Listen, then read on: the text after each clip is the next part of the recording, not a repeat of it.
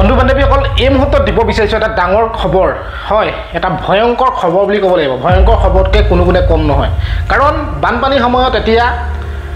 ৰাজনৈতিক নেতাসকলে মন্ত্ৰী মিনিষ্টাৰসকলে তেওঁলোকে আগবাঢ়ি গৈ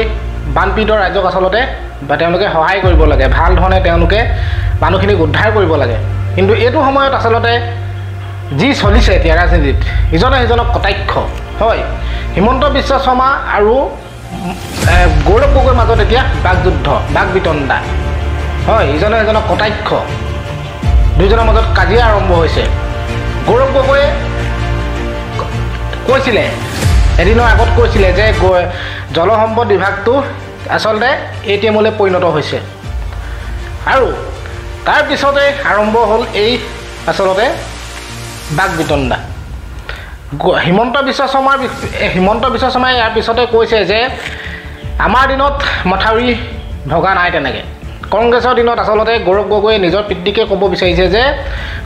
কংগ্ৰেছৰ দিনত অৰ্থাৎ তৰুণ গগৈৰ দিনতহে যিখিনি মথাউৰি বনোৱা হৈছিল সেই মথাউৰিখিনি এতিয়া ভাগিছে হয় আৰু তাৰপিছতে হিমন্ত বিশ্ব শৰ্মাৰ মন্তব্যৰ পিছতেই পীযুষ হাজৰিকাও ৰখি নাথাকিল পীযুষ হাজৰিকায়ো গৌৰৱ গগৈক কৰিলে কটাক্ষ গতিকে এইসকলৰ মন্তব্য ইজনৰ পিছত সিজনৰ মন্তব্য আপোনালোকৰ মাজত মই শুনাবলৈ চেষ্টা কৰিম মুখ্যমন্ত্ৰীক জলসম্পদৰ বিভাগটো দায়িত্ব ল'বলৈ গৌৰৱ গগৈয়ে আহ্বান জনাইছে হয় PWD কিবাকিবি এইবিলাক কৈ থকাতকৈ জলসম্পদৰ বিভাগটো দায়িত্ব ল'বলৈ বাৰে বাৰে গৌৰৱ গগৈয়ে আহ্বান জনাইছে গতিকে ভিডিঅ'টো চাওক এটা গুৰুত্বপূৰ্ণ ভিডিঅ' আপোনালোকৰ মাজলৈ লৈ আহিছোঁ পীযুষ হাজৰিকা হিমন্ত বিশ্ব শৰ্মা আৰু গৌৰৱ গগৈৰ ভাষ্য আপোনালোকে এতিয়া শুনিবলৈ পাব গতিকে ভালদৰে ভিডিঅ'টো স্কিপ নকৰাকৈ আপোনালোকে শুনক কিনো কৈছিলে কি হ'ল গতিকে চাওক আপোনালোকে কিন্তু তাৰ আগতে যদি কোনোবা নতুনকৈ আহিছে চেনেলটো এটা লাইক কৰি দিব চেনেলটো এটা যদিহে বেয়া নাপায় ছাবস্ক্ৰাইবো আপোনালোকে নিজৰ বুলি কৰি দিব চাওক ৱাটাৰ ৰিচোৰ্চ ডিপাৰ্টমেণ্টৰ মথাউৰি এইবাৰে কম গতিকে এইবাৰ আৰু যিবিলাক মথাউৰি ভাঙিছে সেইবিলাক আমি বনোৱা দিনৰ মথাউৰিও নহয় গতিকে ইনডাইৰেক্টলি যদি নিজৰ দেউতাকক নিজে গালি পাৰে মই কি কৰিম সেইটোতো আৰু মোৰ হাতত কোনো উপায় নাই যদি মই মোৰ দেউতাক গালি পাৰোঁ যিকেইটা মথাউৰি বনি আছে যিকেইটা মথাউৰি ভাঙিছে তাত আমি হাত লগোৱা মথাউৰি নহয় কংগ্ৰেছৰ দিনত বনা মথাউৰি এটা কোনোবাই যদি নিজৰ দেউতাকক গালি গালাজ কৰে মইনো কি কৰিব পাৰোঁ সেইটোতো মোৰ হাতত উপায় নাই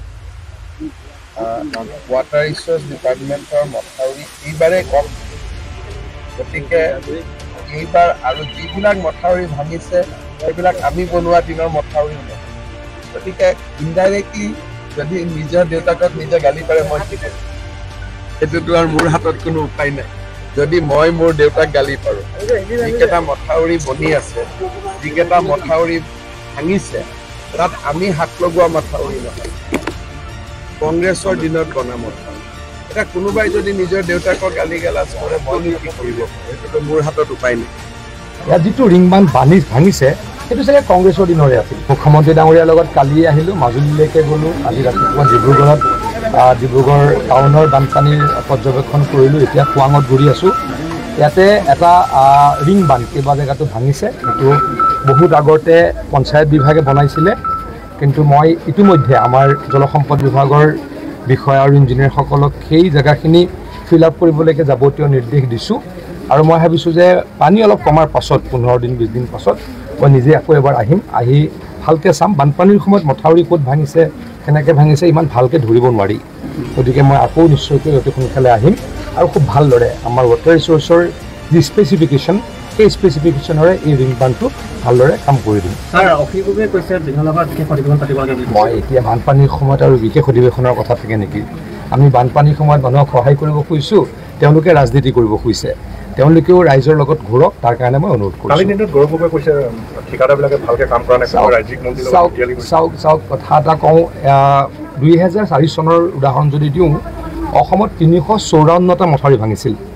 আৰু অসমত প্ৰত্যেক বছৰে 40টা 45টা মথাউৰি ভাঙে এতিয়ালৈকে ব্ৰহ্মপুত্ৰত 5টা মথাউৰি ভাঙিছে আৰু ব্ৰহ্মপুত্ৰ উপত্যকাত ব্ৰহ্মপুত্ৰত 3টা আৰু ব্ৰহ্মপুত্ৰ উপত্যকাত 5টা আৰু 6টা মথাউৰি ভাঙিছে আমাৰ বৰাক ভেলীত গতিকে আগতে 40টা ভাঙিছিল এতিয়া 10টা 12টা 15টা ভাঙে যদি আমি তেনেকুৱা কামেই কৰিলোঁ হয় মথাউৰিটো আৰু ভাঙিলে হয় গতিকে তেখেতক মই এটা অনুৰোধ কৰিম তেখেতে এই কথাটো অকল আমাকে কৈছে নে আগৰ পৰাই কৈছে যদি আগৰ পৰা কৈছে তেখেতৰ পিতৃয়ে অসমৰ মুখ্যমন্ত্ৰী আছিলে তেখেতলোকৰ দিনত 354টালৈকে মথাউৰি ভাঙাৰ ৰেকৰ্ড আছে কিন্তু আমাৰ দিনত এতিয়া 15টা 17টা 20টাত মথাউৰি ৰৈ যায় আমি তাতকৈ ভাঙিবলৈ নিদিওঁ আমি কষ্ট কৰোঁ কোনো ধৰণৰ আমি অন্যায় কৰা নাই মানুহে দেখি আছে এই মৰাণতে আগতে কিমান পানী আছিল এতিয়া কিমান পানী কমি গ'ল সকলোৱে দেখিছে এটা দুটা মাটিৰ মথাউৰিটো ক'ৰবাত ভাঙিব তাত আমি কোনো ধৰণৰ ৰাখিবলৈ কাৰ্পণ্য কৰা নাই আৰু যদি আমি এতিয়া খুচৰি চাওঁ ইয়াত যিটো ৰিং বান্ধ ভাঙিছে সেইটো চাগে কংগ্ৰেছৰ দিনৰে আছিল কংগ্ৰেছৰ দিনতে বনোৱা হ'ব পাৰে গতিকে তেখেতে অকল আমাক দুখ নিদি তেখেতলোকৰ চৰকাৰ যেতিয়া আছিল সেই কথাখিনিও যদি স্বীকাৰ কৰে মই অত্যন্ত সুখী হ'ম মুখ্যমন্ত্ৰী মহোদয় PWD বিভাগ জৰিয়তে ফ্লাইঅভাৰ বনোৱাতকৈ PWD বিভাগটো কাৰোবাক বেলেগক দিয়ক আৰু নিজে জলসম্পদ বিভাগৰ দায়িত্ব লওক কেশৱ ডাঙৰীয়া তেখেতৰতো নিজৰ সমষ্টিৰ অৱস্থা নাই জখলাবন্ধাৰ অৱস্থা নাই হাতীমূৰীয়া বান্ধটো মথাউৰিটো কোনে বনাইছে আমি সকলোৱে জানো তথাপিও সেই একে মানুহজন আৰু কণ্টেক্ট পায়ে থাকে তেওঁলোকৰ নিজৰ ৰাজনীতি কৰি থাকক তেওঁলোকৰ ৰাজনীতি কৰাৰ কাৰণে যোৰহাটৰ ৰাইজে তেওঁক যোৱা নিৰ্বাচনত যি শিক্ষা দিব লাগিছিল দিলে তথাপিও তেওঁ শিক্ষাটো ল'বলৈ বিচৰা নাই তেওঁ এইটো মই কি ক'ব পাৰোঁ আৰু মানুহ ৰাইজে শিক্ষা দি আছে কোনোবাই শিক্ষা ল'বলৈ বিচৰা নাই তেতিয়া আমিতো কৰিব নোৱাৰোঁ আমি ভাল পৰামৰ্শ দিয়ে থাকিম আমি যথেষ্ট দুখিত আমি সদায় বিচাৰোঁ যে আমাৰ যিবোৰ ডিপাৰ্টমেণ্টবোৰ আছে তেওঁলোকে সময়মতে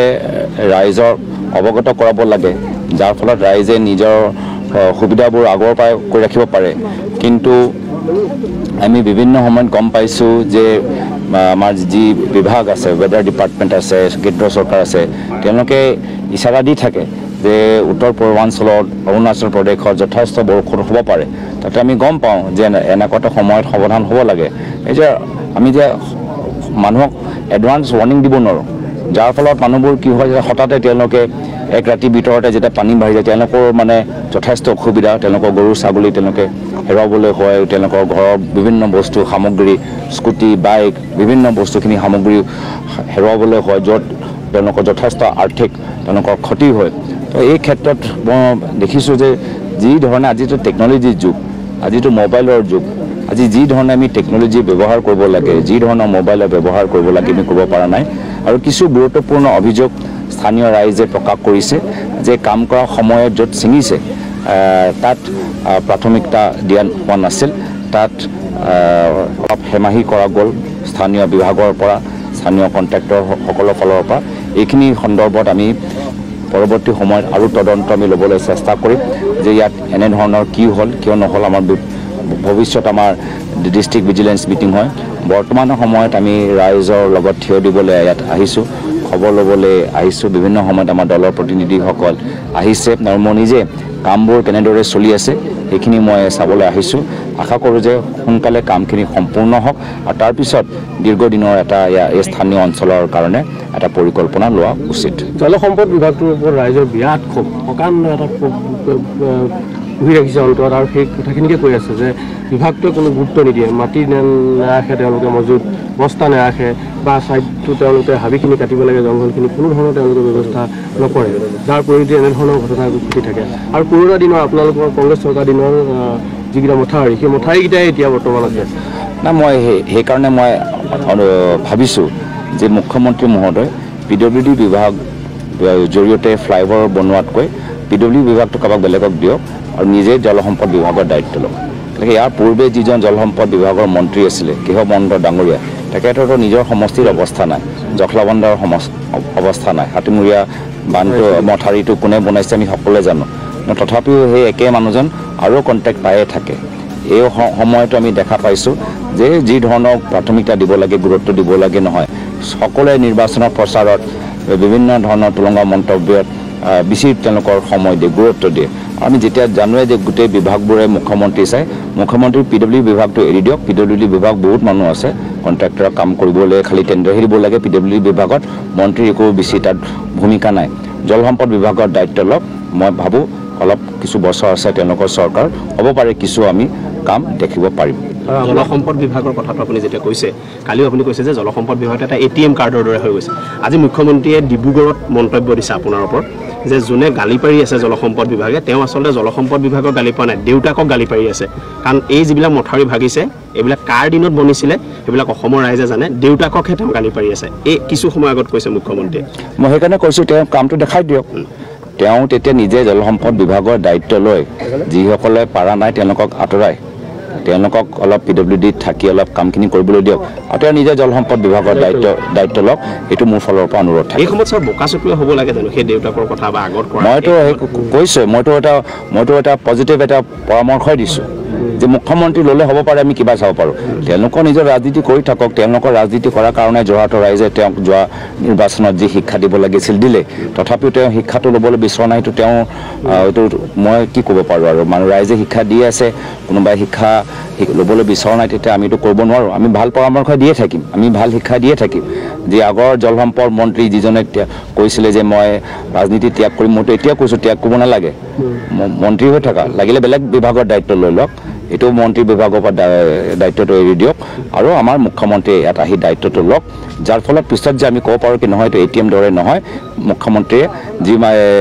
ইয়াত ভালদৰে কাম কৰি আছে। আগতে আপোনালোকৰ দিনত এটা শিতান আছিলে MNR বুলি আজি 3 বছৰ হ'ল বন্ধ কৰি দিলে এতিয়া গোটেই কণ্ট্ৰেক্টবিলাক এককেন্দ্ৰিক হৈছে এজন মানুহে সমগ্ৰ মাজুলীত ঠিকা পায় 30 কোটি 22 কোটি কালি 50 কোটি এজনেই পায় আৰু কোনো নাপায় MNRত কিন্তু সৰু সৰু ল'ৰাবোৰো পাইছিলে ইয়াত কিবা এটা চাফা কৰিবলৈ এই এককেন্দ্ৰিক যিটো ঠিকাদাৰী প্ৰথা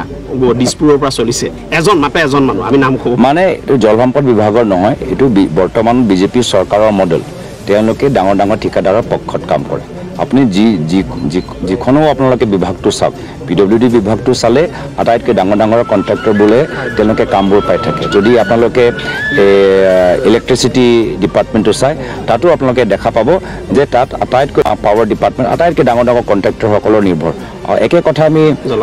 দিল্লীতো আমি দেখা পাইছোঁ আটাইতকৈ ডাঙৰ পুঁজিপতিসকলে তেওঁলোকৰ সুবিধা মধ্যম স্তৰৰ সৰু স্তৰৰ তেওঁলোকৰ কোনো অৱস্থা নাই তেওঁলোকৰ কোনো নুশুধে তো এইটোৱে হ'ল বিজেপি মডেল যিহেতু তেওঁলোকেও জানে যে বিভিন্ন সৰু ঠিকাদাৰৰ পৰা তেওঁলোকে বেছি সুবিধা নাপায় দুই এটা ডাঙৰ ঠিকাদাৰ আগৰ পৰাই ঠিক কৰি মৰম কৰি কাম ভাল কৰক বেয়া কৰক একো গুৰুত্ব নিদি তেওঁলোকে বাৰম্বাৰ যদি দি থাকে পিছত গৈ নিৰ্বাচনৰ সময়ত সুবিধা পায় নিজৰ নিৰ্বাচনী মানে অলপ 2 বছৰ পিছত যে বিধানসভা নিৰ্বাচন আহিব এতিয়াৰ পৰা তেওঁলোকে ডাঙৰ ঠিকাদাৰক এই ধৰণৰ কামবোৰ দি নিজৰ পুঁজি অহা বিধানসভা নিৰ্বাচনৰ কাৰণে তৈয়াৰ কৰি আছে। ধন্যবাদ স্যাৰ। বানৰ লগত সহাৱস্থানেই সমাধান নেকি আৰু ইয়াৰ যিহেতু অসমবাসী দুৰ্যোগৰ সন্মুখীন হৈ আহিছে প্ৰত্যেক বছৰে গতিকে কেন্দ্ৰত কেনেদৰে সেইখিনি উত্থাপন কৰা হ'ব নাই চাওক মইতো এই সময়ত ক'লোৱে যে আজি বৰ্তমানৰ টেকন'লজিৰ যুগ আজিৰ তাৰিখত আমাৰ ছেটেলাইটৰ যুগ আমি চন্দ্ৰয়ান যেনেকৈ আমি স্পেচত আমি পঠাই আছোঁ এতিয়া আমি জানো যে বৰষুণৰ পেটাৰ্ণবোৰ আমি চাই আছোঁ যে আজিৰ তাৰিখত ক্লাইমেট চেঞ্জৰ সময়ত একে সময়ত হঠাতে যথেষ্ট বৰষুণ হৈ যায় সেইকাৰণে পানী আগৰ দৰে লাহে বাঢ়ি নাযায় পানীটো একে সময়ত যথেষ্ট বাঢ়ি যায় আৰু যদি আমি নিজৰ ৰাইজক আগৰ পৰা আমি ক'ব পাৰোঁ যে তেওঁলোকে নিজৰ বস্তুখিনি সামগ্ৰীবোৰ তেওঁলোকে ক'ৰবাত বেলেগ এটা ঠাইত লৈ যাওক তেতিয়া ৰাইজবোৰ আগৰ পৰাই অৱগত হৈ থাকে তেওঁলোকৰ ইমান ক্ষতি নহয় আৰু আমি আগৰ পৰা আমি গম পাওঁ যে ক'ত আমাৰ ষ্ট্ৰাকচাৰেল য'ত প্ৰব্লেম আছে আজি আপোনালোকে দেখিছে যে য'ত ছিঙিছে তাত কাম হোৱা নাছিলে য'ত বৰ্তমান য'ত এটা ঠাইতে প্ৰটেকশ্যনৰ কাম কৰা গ'ল যদি অলপ টেকন'লজিৰ যোগেদি আমি গম পাওঁ যে নহয় ইয়াৰ অৱস্থা দুৰ্বল আমি চেঞ্চাৰ জৰিয়তে আমি যদি গম পাওঁ যে নহয় ইয়াতো বেগ পেলাব লাগে তেতিয়া এইখিনি কাম আমি সেইদিনাই আমি কৰিব পাৰিলোহেঁতেন আমাৰ বিভাগৰ গাফিলতিৰ কাৰণে আজি এনেকুৱা এটা পৰিস্থিতি আমি দেখা পাইছোঁ।